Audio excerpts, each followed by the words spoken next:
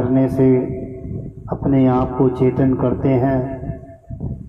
क्या कभी सोचते हैं बैठकर, मैं कौन हूँ, मैं क्या हूँ, मुझे कहाँ जाना है, कहाँ से आया हूँ, मुझे क्या विशेष करना है? वही मनों के मनोरंजन, मन के लिए मनोरंजन होता है, और उसमें मनोरंजन हुआ, उसके बाद वही सब कुछ, ध्यान नहीं गया। इस जीवात्मा की ओर को ध्यान करना सबसे बड़ा तप है, सबसे बड़ी योग साधना है, सबसे महत्वपूर्ण रोजे हैं, नवाजे हैं, व्रत है, भक्ति है, सत्संग है, कीर्तन है। सत्संग का मतलब ये नहीं है कि शब्दों के उच्चारण कर दिए। सत्संग का मतलब है सत्य का संग करना, सत्य को जानना, सत्य का बोध करना, और सत्य के साथ पूरे जीवन को बिताकर सत्य में समा जाना। ये है सत्य का संग, ये है सत्संग, जिसको करने के बाद कुछ और करने की आवश्यकता नहीं रहती, नित्य प्रति कुछ भी करने की आवश्यकता नहीं है। परमपिता के इस पैगाम को कल लाइव जो हो रहा था, वो किसी कारण से बीच में ही उसमें व्यवधान हुआ, बंद हुआ, और ये चैनल जो वास्तव में अभी यहाँ पर नया ही है, हो सकता है आप पहले भी किसी और चैनल पर परमपिता का लाइव पैगाम सुन चुके हों,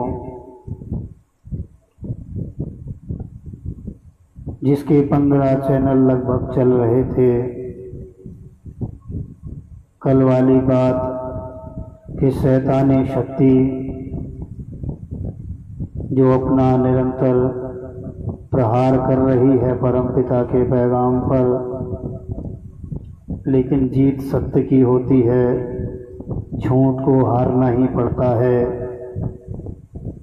वही सब कुछ चल रहा है, शायद आप नहीं समझ पाएंगे, लेकिन अपने आप को समझें, यही महत्वपूर्ण है। अपने आप के विषय में अगर सोचते हैं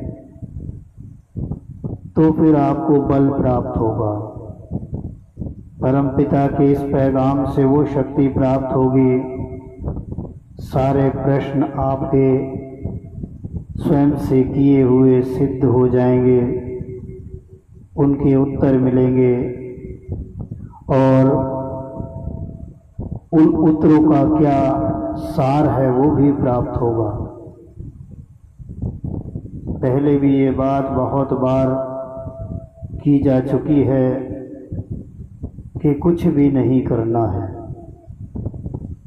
जहाँ पर हैं, जैसे भी हैं, वहीं पर रहकर जो भी कर रहे हैं वही सब करते हुए केवल परमपिता के पैगामों को सुनना है, औरों तक पहुंचाना है,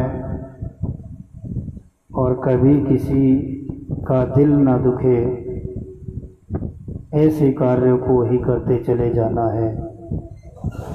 यही इस जीवन के लिए महत्वपूर्ण सत्संग है, यही महत्वपूर्ण कीर्तन है, यही भजन है, यही जागरण है, यही योग साधना है, यही भक्ति पूजा पाठ इबादत रोज़े नवाज़ें हैं।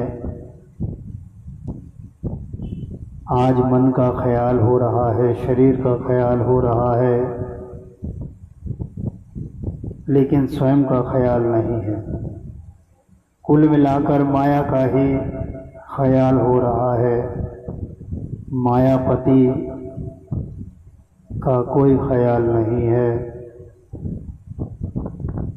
इसीलिए परमपिता के संदेश आप सभी तक पहुंच रहे हैं कि जागिए, इस गफलत की नींद से उठिए, इस भयानक अंधकार से, इस शक्तिशाली झूठ की पकड़ से स्वयं को बचाइए, आज़ाद कराइए, वरना ये हथकड़ी इतनी मजबूत है कि बिना परमपिता को धारण किए इससे आप कभी भी मुक्त नहीं हो सकते। चाहे कितनी भी बार इस शरीर को प्राप्त करें, और इस शरीर को प्राप्त करना मामूली बात नहीं, साधारण बात नहीं। इसको प्राप्त करने के लिए एक दौलत प्राप्त करनी पड़ती है, एक कमाई करनी पड़ती है। वो कौन सी है? जिस प्रकार से एक व्यक्ति अगर कहीं पर किसी गोदाम में काम करता है, वहाँ पर सीमेंट के कट्टे हैं और उनको उठा उठा कर कभी गाड़ी पर लाता है, कभी गोदाम में ले जाता है, वो परिश्रम करने पड़ते हैं। उससे प्राप्त की गई दौलत से वो फिर अपनी भूख को मिटाता है। इसी प्रकार से इस शरीर को त्यागने के बाद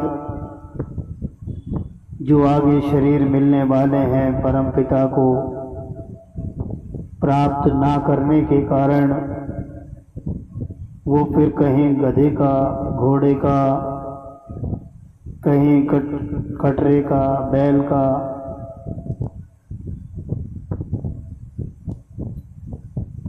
इसी प्रकार से जो शरीर दिखाई देते हैं संसार में विचरण करते हुए, ये सब कमाई करते हैं। कमाई सेवा,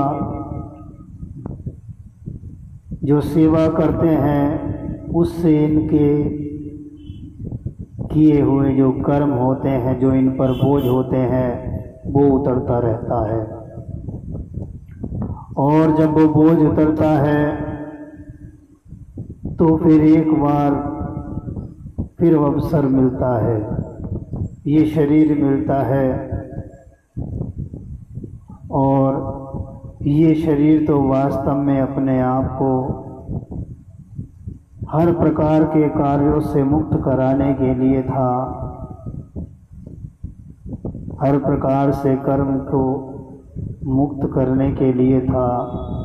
और वो तभी होता है कर्मों से मुक्त जब